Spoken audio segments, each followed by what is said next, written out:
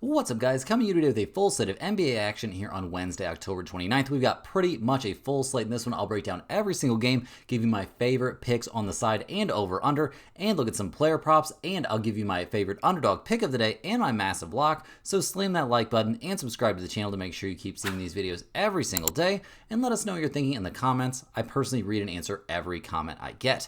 Check the pinned comment throughout the day to see our favorite picks, and you should definitely check back a couple of times throughout the day to see if there are any changes with injury news coming out and starters being confirmed.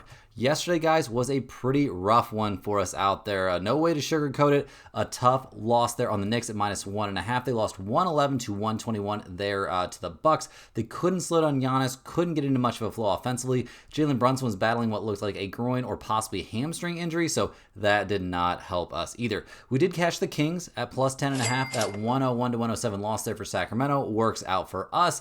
Zach LaVine actually continuing to play pretty well, at least scoring wise, but they have to get someone else going and play better defense if they're going to come out with actual wins. But hey, we don't care about that. We get the cover there on the Kings. We did have Andrew Wiggins under 20.5 points plus rebounds at -120. By far the best game we've seen from Andrew Wiggins this season, as he shot over 50% from the field and grabbed 2 rebounds. All that got him to a total of points plus boards of only 23. So clearly, this was a great spot. He just shot the ball slightly too well for us to come away with the win. Miles Turner did not shoot the ball well, though. We had him over 1.5 made threes, and it was a terrible game from him. A great game for the Bucks, but yeah, Miles Turner couldn't throw in the ocean. 1 of 6 from the field, going 1 of 5 from 3. Despite all that, he was a +18, but we needed 1 more 3 to go in for him to cash our prop, and that did not happen.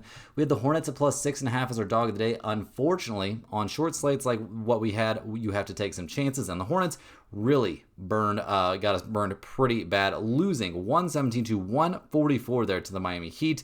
These kind of games are why no one is going to take this team seriously. You have to try on both ends of the floor, and it doesn't feel like they know how to do that at all. So Charlotte still really trying to find its way. We've set the Clippers live here at time of recording at -1 as our massive lock of the day. We'll see if they can mount a bit of a comeback here against the Warriors.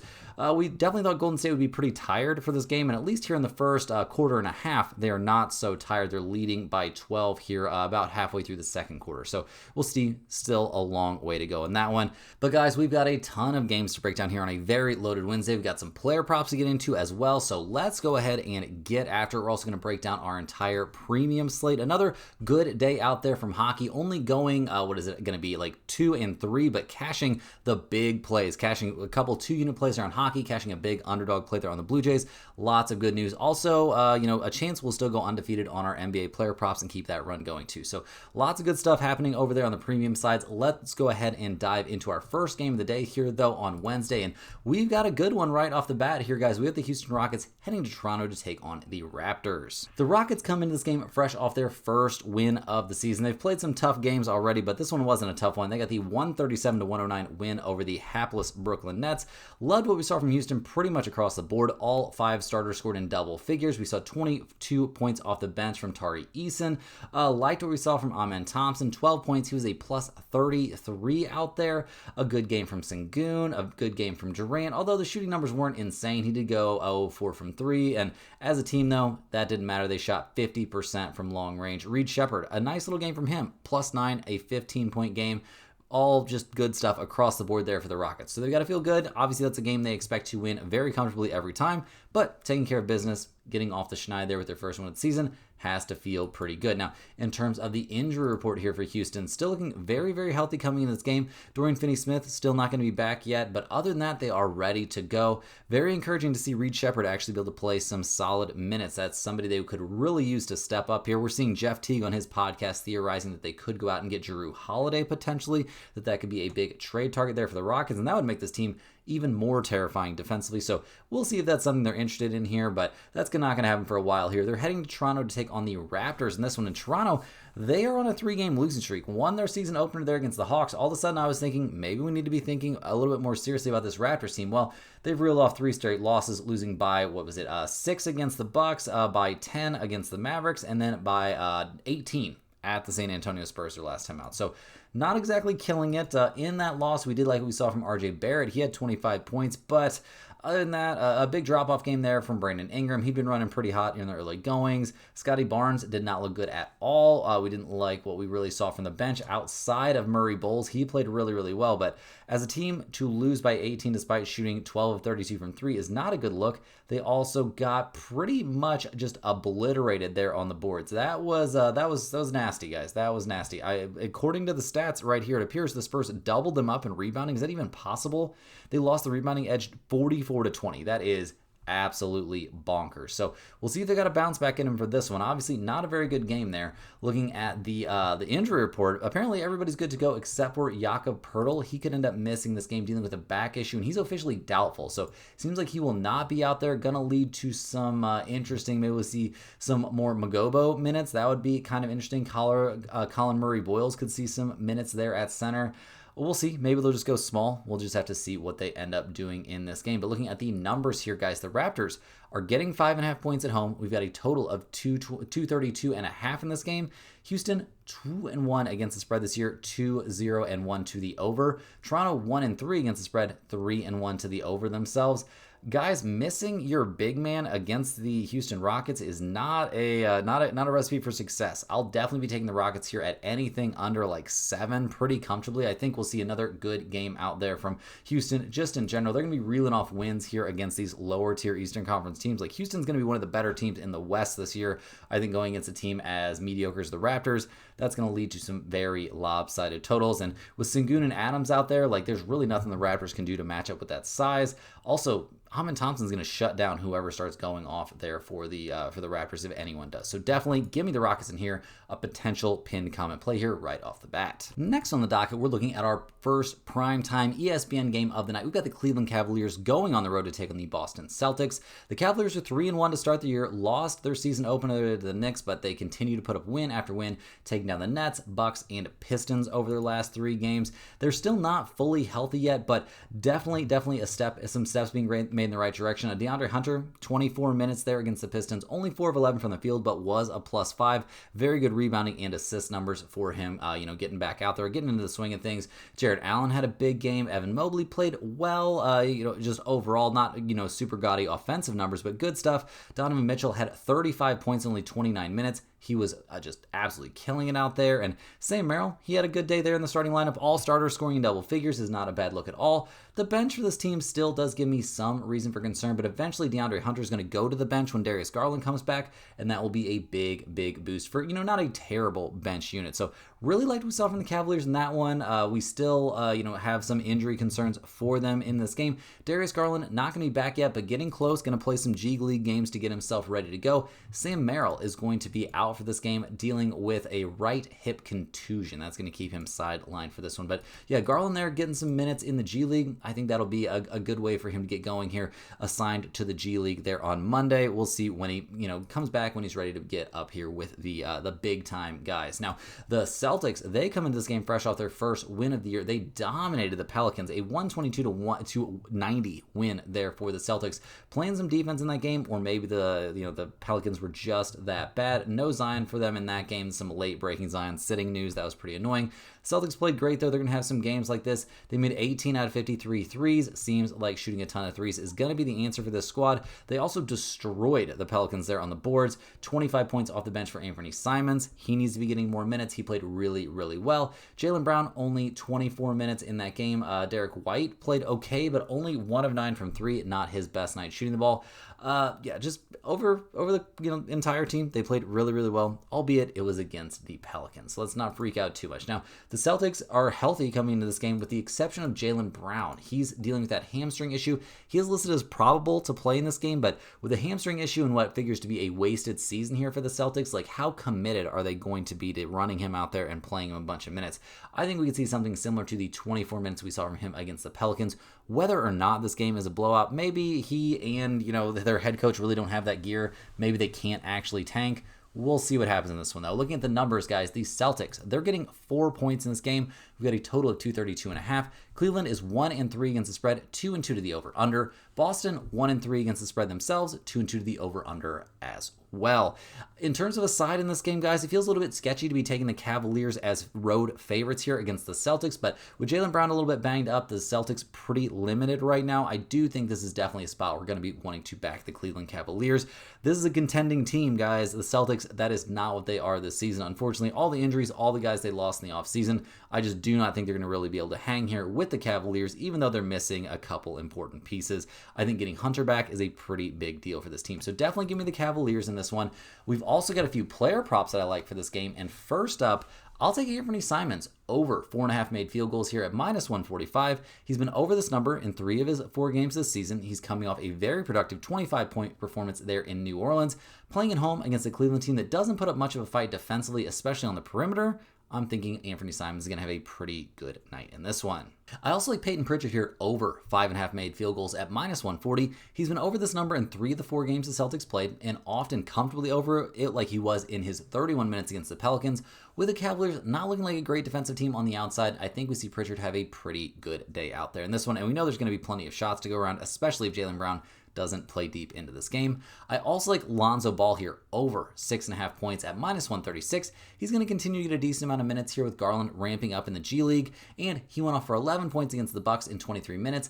I expect him to stay aggressive in this one, especially going against a Celtics team that isn't playing much defense this season, especially on the outside. Also, we haven't really seen Lonzo Ball a great 3-point shooting night from him. Definitely something that's always a possibility. Hey guys, jumping in here with a quick shout out to the sponsor today and every day's video, and that is StumpTheSpread.com. Click the link in the description to go over there and see the top confidence picks from our entire team of experienced cappers. Right now, our premium members are getting daily NBA, NHL, UFC, NFL, and college football picks. Both our premium NBA props and our premium NHL picks have been running pretty hot here recently, putting up very, very good numbers over the last several days. Wasn't a great day in terms of straight up results for us on the hockey side, but cashing our 2 biggest plays of the day definitely helped. Also cashed our play there on the Toronto Blue Jays. That was a big underdog play, so well played over there by both our NHL and our MLB handicapper. Very, very good stuff over there at StumpTheSpread.com. You guys got to get over there and check out the premium picks, but definitely want to get in on the action there on the free picks. We got free picks exclusively posted over there every single day that have nothing to do with these videos. You can also get over there and use our free to use bet size calculator, but maybe most importantly, get over there and check out our free email newsletter, guys. It's a fantastic resource. Every single day you'll get 1 email straight to your inbox. It'll have at least 1 free pick on it, sometimes 2 or 3 free picks. Parlays are included in there, information on niche sports betting like golf, NASCAR, tennis, all kinds of good stuff like that. You definitely want to get in on that free email newsletter, and it's super easy to get on the list, guys. All you do is click the link in the description to go to StumpTheSpread.com or type StumpTheSpread.com into your browser of choice. Once you get to the site, click that little green button on the top right, and that'll get you to the sign up page. All they're going to ask you for is your name and your email address. That is it, and you'll be on that email list from then on out. So definitely get in on that if you're interested, guys, but you also got to get over to StumpTheSpread.com and check out that premium stuff. You can see all of our results here from yesterday. A pretty busy day out there, especially for a Tuesday. Breaking the Capitals, there's a half a unit, and that under there in the NHL, but cashing the Winnipeg Jets as a 2-unit play. That was a nice win. The Blues did let us down, but the Flyers came through as a 2-unit winner there as well. So very good stuff there. The Blue Jays as a 1-unit play, that came through as a big underdog. So well played there by our MLB capper. The Clippers are still live as a 1-unit play. They've actually almost tied things up with the Warriors here, and it's not even halftime. So maybe the fatigue is kicking in there for the Warriors a little bit. We already cashed the 76ers at -4.5. That was a nice half-unit win. Aaron Wiggins over 1.5 made threes. That came through, a nice little half-unit winner there on those red-hot NBA props. We've still got Kawhi over 1.5 made threes. Here's a half-unit play. Hopefully we can get that one to come through as well. And James Madison, guys, our lone college football play here on Tuesday, they came through crushing that 6.5 point spread. I can't remember. The last time I checked the score, they were up by like 30 and the game was almost over. It was crazy. James Madison absolutely laying the wood in that one. So looking like another pretty nice day over there for the premium members, especially if the Clippers can complete this comeback here in the second half and if Kawhi can knock down a couple of threes for us. Also, guys, if you're a huge fan of what you're seeing from us here every single day, click that little join button right below the video to sign up for a YouTube channel membership. YouTube channel members get early access to all of our videos, get their name up on screen in every single video, but maybe most importantly, they get access to our members-only giveaways. Here, every 7 days, we give away a Stump the Spread hoodie to one random YouTube channel member. We spin the big wheel. Whoever that lands on, we put the name of every single YouTube channel member on there. We spin that wheel. Whoever it lands on gets a Stump the Spread hoodie mailed straight to their address of choice. Love doing those giveaways. We can get up to enough members. We're hovering around 100 still. If we can get up to like 150-ish or something like that, maybe not even that many, we'll start doing 2 giveaways a week. I love doing these giveaways. I feel like it's a great way to give back to the community. Also, any ideas for members only giveaways, guys, let me know down there in the comments, and maybe we can take a look at, adding some more or switching things up. But let's get back after it. We've got a ton of games to cover here on a very, very busy Wednesday of NBA action. And next up, we're going to be looking at the Orlando Magic as they go on the road here to take on the Detroit Pistons. The Magic come into this game not having exactly the start we would have projected for them. They're 1-3 overall. They just lost 136 to 124 at the Philadelphia 76ers. The Magic giving up 136 points is not the way this team was supposed to be playing defense. Banchero putting up a 32-piece, great. 22 from Franz Wagner, great.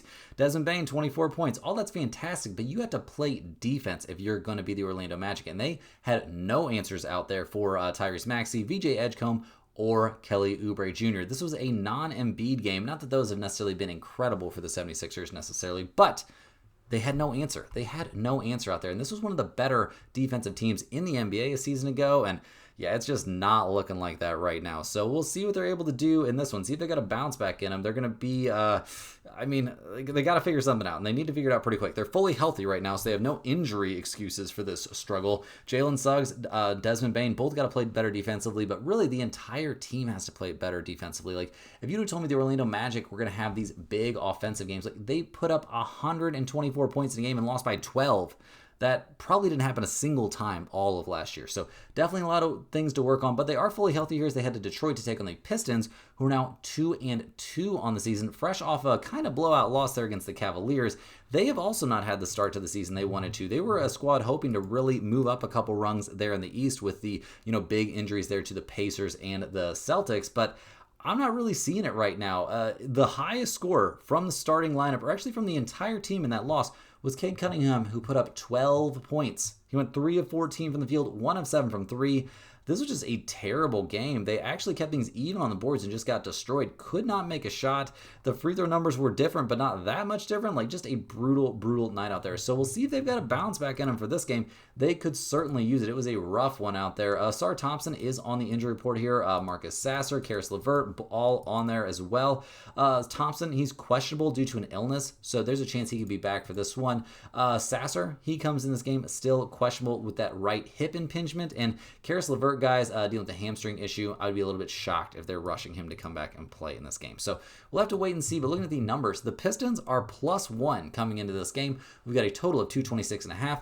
Orlando is 0-4 against the spread this season. They're 2-2 to the over-under. Detroit, 2-2 against the spread, and 2-1-1 to the under. I wouldn't have last year definitely been interested in under 226.5 in this game, but I will be staying away from the total given what we've seen this season. In terms of a side, I'm once again going with the road team, which does make me nervous, but I will take the Magic on the road in this matchup. I know it's a big bounce back spot for the Pistons, but they're missing a couple pieces. The Magic are fully healthy. I think this is kind of a desperation bounce back game for them after losing 3 in a row.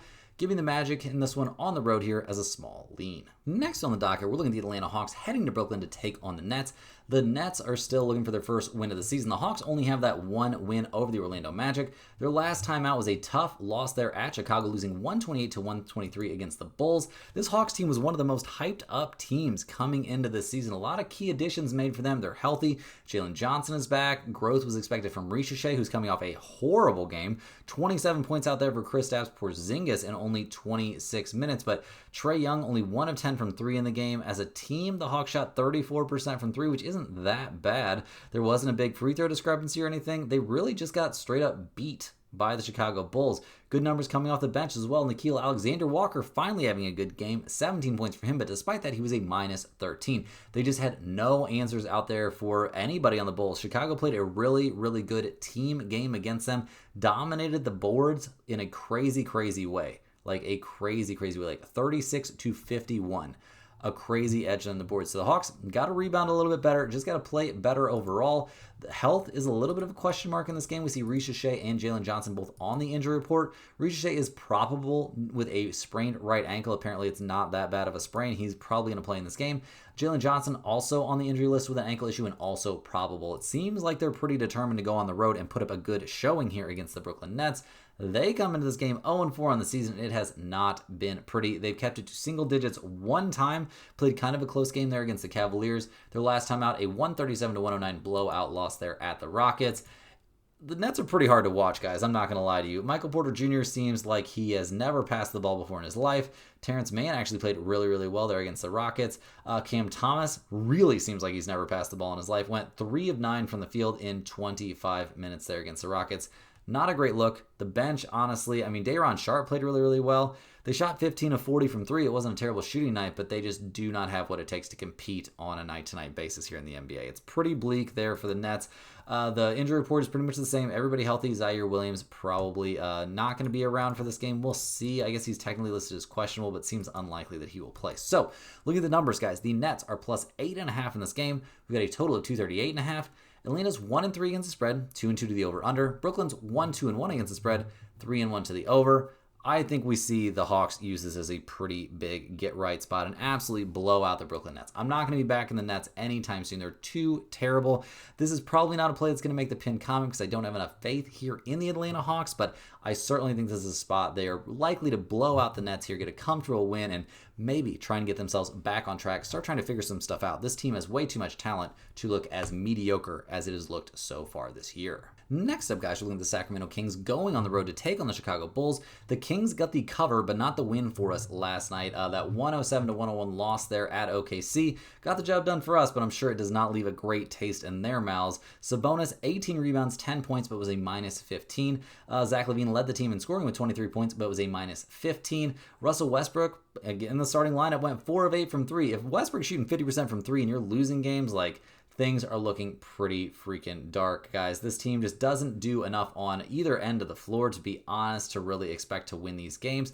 The bench looked okay. Malik Monk, only 9 points in 26 minutes, isn't ideal. Keon Ellis actually played well off the pine, 12 points and was a +5, but the bench was the only unit to put up positive numbers. Nobody in the starting lineup was putting up plus numbers there against a Thunder team that you would have thought would be pretty tired for this game, but SGA in 36 minutes found a way to still score 31 points. And yeah, Mitchell coming off the bench, still playing great, 18 points off the pine for him. So yeah, a tough night out there for the Sacramento Kings, like most nights have been for them this season. They come into this game pretty much fully healthy. That's not the problem. They're just not playing well enough here. We'll see what they can do going on the road to take on the Chicago Bulls, who are off to a great start to their season. They're 3-0. They're fresh off that 128-123 win there over the Atlanta Hawks. So no negatives to report right now for the Bulls. They're playing great. Had to love what you saw from Dosunmu out there, actually leading the team with 21 bench points, 15 points from Kevin Huerter off the pine, 12 points from Patrick Williams.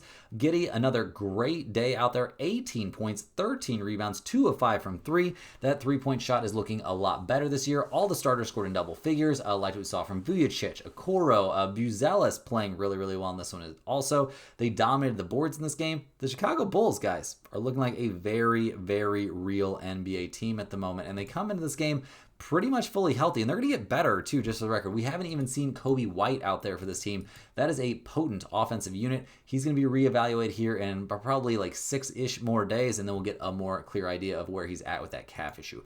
Don't want to mess around with the calf issue, guys. That just is a recipe to blow out an Achilles. So looking at the numbers for this one, the Bulls are 4.5-point favorites at home. We've got a total of 237.5. Sacramento's 0-3 against the spread, 2-1 to the over. I guess they're 1-3 against the spread now, and 2-2 to the over/under.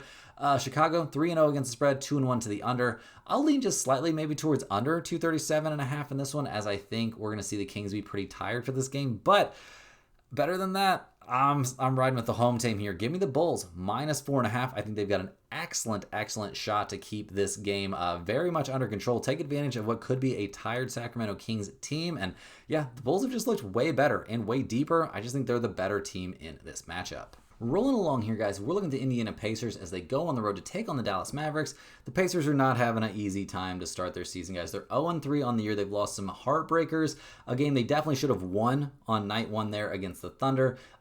Pretty convincing loss there at Memphis, and then went into Minnesota and eventually lost that game 114-110. A big night there for Siakam. A decent night from Aaron Nesmith. This team's starting to get pretty banged up, though, guys, and that is not good news. Obviously, missing Halliburton all year long is going to be a big problem, and now it's just continuing to be a worse and worse situation. I don't know, guys. It's been a little bit brutal. It's tough for the Pacers. We like a lot of their players, but right now they're getting even more shorthanded. Nembhard, Mathurin, and now apparently we're not going to be seeing Obi Toppin either. Yeah, that hamstring issue, he's going to miss at least a month, and with a hamstring, you really never know when that's going to actually, be okay. Mathurin with that toe issue is considered week to week. He won't be out there for this game, and Nembhard with that shoulder issue, he has officially been ruled out here. So looking pretty bleak there for the Pacers. We'll see, the lineup situation is not going to be great. We're going to see a lot of Ben Shepherd minutes, and those have not been incredible this year. They're just kind of running out of options here as they head to Dallas to take on the Mavericks, who are only 1-3 to start their season. Not having a good time out of the gate. That is not ideal. Their last one was a 101-94 loss against the Thunder. In that game, the Thunder played pretty limited minutes. We saw 26 points there from Anthony Davis. He played well. PJ Washington played okay. Max Christie played really, really well. Clay's still struggling a little bit out there, only had 8 points, and the bench not looking amazing either in that one. So definitely a lot of room for improvement here for the Mavericks. Cooper Flagg missing time. Just not a lot of positives right now for Dallas as they come into this game. And they've got injury concerns as well. Cooper Flagg will be back out there for this one, so that's good news. Anthony Davis and Derek Lively and Daniel Gafford all on the injury report, though, is definitely bad news. Anthony Davis dealing with an Achilles issue. He's listed as probable to play in this game, so it sounds like he's going to be out there. They're just giving him the, always probable treatment. Derek Lively with a knee issue. He's doubtful. He's probably not going to be out there for this game. And Gafford officially doubtful for this one as well. So we'll see what they're able to do in this game. They are at least taking on an extremely hobbled Pacers team. That's why they're 7.5-point favorites. We've got a total of 227 out there. The Pacers are 2-1 against the spread, 2-1 to the under. Dallas 2-2 against the spread, 3-1 to the under. Do we really want to take under 227 in this game? I think it's actually a reasonable play. In terms of the side, I will be back in the Mavericks here at home. I don't love doing that. I will say I don't love it, but has to at least be considered just because of how decimated the Pacers are right now with injuries. Rolling right along, we're looking at the New Orleans Pelicans going on the road to take on the Denver Nuggets. The Pelicans are 0-3 on the year, still looking for their first win. They just got blown out by the Boston Celtics. That was not a good look. They've kept a couple games close, but that was not one of them, guys. We didn't hate, I guess, what we saw from Jordan Poole. He played well, 22 points for him, only 5 of 14 from the field, 9 of 9 from the free throw line. Just not a lot of positives out there. Zion wasn't out there for that game, and that is not a great look. This team doesn't have a lot of depth. Doesn't really look that good so far this year. They've been a pretty big disappointment. There was a lot of hype around them, like, oh my god, all of a sudden we got skinny Zion, this team is going to be good. Well, turns out you need more than Zion to be out there to be good. And looking at the injury report, he's the only one on there. They're healthy besides him. He's officially questionable for this game, and I'll be waiting before I do anything significant on this one until I find out whether or not Zion is going to be playing. Seems like they're going to be playing that a little bit close to the chest. He was a limited participant in Tuesday's practice, but was spotting getting some extra work on the side. So we'll see. There's a chance that he is going to be able to play in this game. We'll have to wait and see, though. Now they're going to be taking on the Nuggets. They've won their last 2 in a row. They lost their first one there against the Warriors, but blew out the Suns and then pretty comfortably beat the Timberwolves. In that win over Minnesota, Jamal Murray went nuts, going off for 43 points, so good for him. Solid showings from everybody else. Jokic, a triple-double, like a monster triple-double, too, by the way. 25, 19, and 10. Crazy work there. 20 points off the bench for Tim Hardaway Jr., 12 points from Peyton Watson. Across the board, they played really, really well in that game. So we'll see if they can keep that rolling. Cameron Johnson is questionable for this game with his shoulder issue, so we'll see if he suits up or not. If he doesn't, that just means more Tim Hardaway minutes, more Peyton Watson minutes. And I don't really look at that as a massive, massive problem here, especially not in this matchup. So looking at the numbers, guys, the Nuggets are big favorites. They're 12.5-point favorites here at home. We've got a total of 237 in this game. The Pelicans are 0-2-1 against the spread, 2-1 to the over. Denver's 2-1 against the spread, 3-1 to the over. I do think over 237 is live in this game if Zion's going to play. I also think the Pelicans are live at plus 12.5 if Zion is going to play. But the fact this is 12.5 points kind of leads me to think that he is not. And if he doesn't, we have to at least consider the Nuggets here a little bit. But this game is mostly a wait-and-see spot. Have to know whether or not Zion's going to be out there. Next up, we're looking at the Portland Trailblazers going on the road to take on the Utah Jazz. The Trailblazers are 2-2 on the season. They are coming off a big 122-108 win there over the Lakers, but the Lakers were pretty tired coming off a massive win the night before, a very shorthanded win. So this was definitely a spot for the Blazers to take advantage, and they did. Denny Adjeva is playing out of his mind this year. 25 points, 5 of 8 from 3. He's playing great. Loved what we saw from Drew Holiday. Donovan Clingan had a big night. Shady and Sharp had a big night. Jeremy Grant continues to put up crazy bench numbers. Like, as a team, they just played really, really well and did a great job defensively, albeit against a really shorthanded, and probably exhausted Lakers team. In terms of the injury report here for the Blazers, they're pretty much fully healthy. No Matisse Thybulle, probably. He's officially questionable with that hip issue. That doesn't really move the needle for me too much here as they head to Utah to take on the Jazz, who are 2-1 to start the year. They're coming off a 138-134 win there against the Suns. I mean, this team has 2 wins and a 1-point loss so far this year. They're playing great. Markkanen coming off a 51 piece there against the Suns. Yeah, monster game from him. 25 from Walker Kessler. These two dudes are nuts, like absolutely nuts. Keontae George also playing out of his mind. The bench is not exactly amazing. Nurkic, Taylor Hendricks, Walter Clayton Jr. has actually looked really good coming off the bench, but overall not necessarily a bench unit you should be terrified of. But the rebounding of this team, they out-rebounded the Suns 64-48 in that win. That was an overtime win still, but crazy numbers. So loving life right now if you're a Utah Jazz fan. I'm sure once they start to actually tank, you won't love it so much. They're basically healthy, or have who they started the season with. No Collier going to be out there for this game. Nurkic is on the injury report as well, but these are guys that will maybe come back soon, but they don't really move the needle for me too much here in the early goings. Really, guys, looking at the numbers here, the Jazz are getting 2.5 points. We've got a total of 232.5. Portland is 4-0 against the spread this year. They're 3-1 to the over. Utah's 3-0 against the spread, 2-1 to the over. I'm going to take the Jazz here at home, getting 2.5 points. This actually has a chance to make it onto the pinned comment as our dog of the day. The Utah Jazz have been playing great. I think this could be a very close game. Playing at home is definitely helpful for Utah. They've got a solid home court advantage. The Blazers going on the road, maybe that could cool them off here just a little bit. We'll have to wait and see though, but I do think this is a good spot to back the Utah Jazz. I also have some player props that I like for this game. And first up, I'll take Shady on Sharp here over 4.5 rebounds at -136. Been getting around 30 minutes per game and has been over this number in his last 2 in a row. If you can come up with boards against the Lakers and Clippers, I would certainly hope you can grab 5 here against the Utah Jazz. I'll also take Walker Kessler here over 22.5 points plus rebounds at -130. He's been out of his mind in 2 of his last 3 games this season, easily crushing this number, and I think here against a Portland team that is dealing with all kinds of turmoil with their coach getting arrested, I think he gets his numbers here against guys like Donovan Clingan. Rounding into the home stretch, guys, we're looking at the Los Angeles Lakers going on the road to take on the Minnesota Timberwolves. Now, the Lakers come into this game 2-2 on the season, wins over the Kings and Timberwolves, but things were looking a lot different when they were playing the Timberwolves. The question for the Lakers is generally going to be about their health. Seems like that's going to be the case all season long. In their loss against Portland, it was pretty much the skeleton crew. We had a starting lineup there for the Lakers of Hachimura, Vanderbilt, Jake LaRavia, Ayton, and Austin Reeves. And Reeves continues to absolutely cook out there. Well, when he gets the opportunities, guys, he's putting up a ton of points, which with the kind of defense he is generally played, he's going to need to be scoring. But we also saw Connect have a big night. 16 points from him in his 25 minutes. Nick Smith Jr., pretty bad off the bench. Bronny, 20 minutes, 0 points.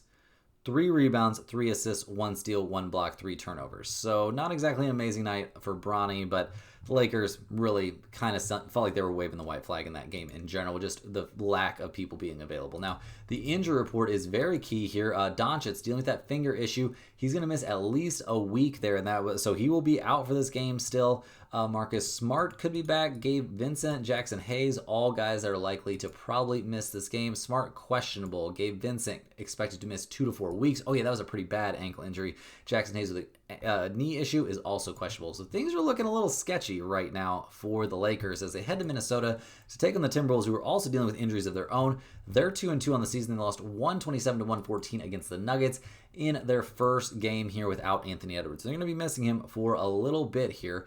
In that loss, Julius Randle tried to step up, had 24 points, 1 of 4 from 3, 8 of 15 from the field. Not a bad night. Jaden McDaniels actually played great, 25 points from him.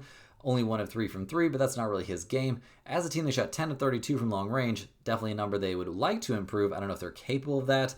Dante DiVincenzo needs to be a bigger part of the offense for sure. Naz Reid, 18 points off the bench. His best game so far this season. Gonna need more of that from him. Gonna need more scoring there from Terrence Shannon Jr. coming off the pine as well. So we'll see if they can get any of that going. Their injury report, obviously, the main problem here is Anthony Edwards. Still going to be out for this game. Going to miss a couple of weeks at least with a hamstring issue. Those can be pretty tricky. So we'll see what happens. Looking at the numbers here, guys, the Timberwolves are -6.5. We've got a total of 224.5.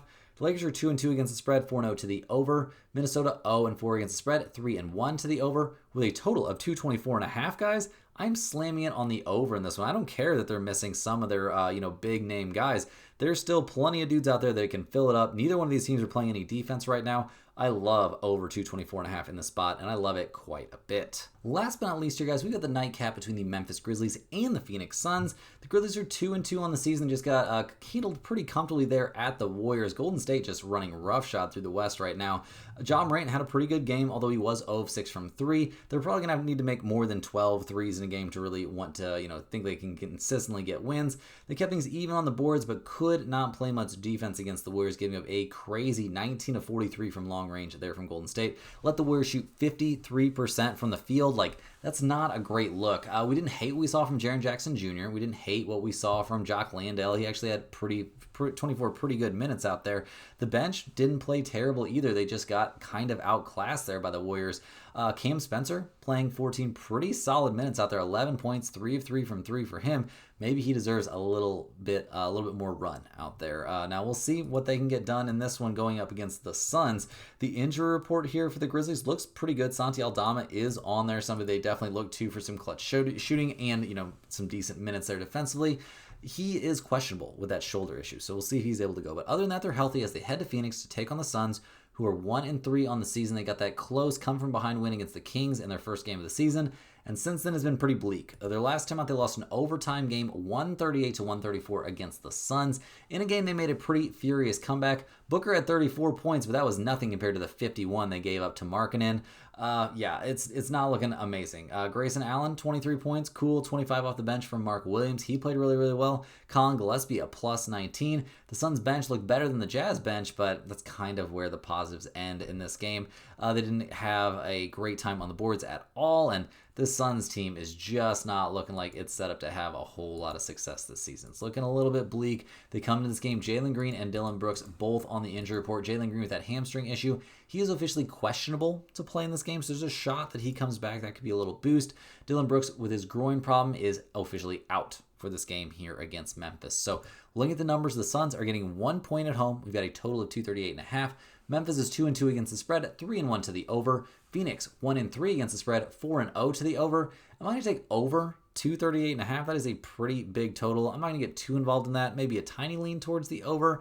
In terms of a side, I'm going to lean a bit towards the Grizzlies here at -1. This is not a monster lean or anything like that, though. I just think Memphis is a bit the better team at the moment. And also, if Jalen Green is trying to integrate himself here into the Suns lineup, that could lead to a few problems. So I do think Memphis probably get the job done here on the road against a Suns team that is not going to be great this season. Guys, that's all the games we have out there for today. Hit that like button for good luck on all of your bets. Subscribe to the channel if you're new around here. Let me know in the comments any questions you have about today's slate. I'm more than happy to get back to you. I appreciate everybody watching these videos. You can click the link in the description to check out stumpthespread.com. You got to get over there. Get on that free email list, guys. It's a fantastic resource. Definitely want to get over there to check out those red hot NBA props, those red hot NHL premium picks. Tons of great information over there.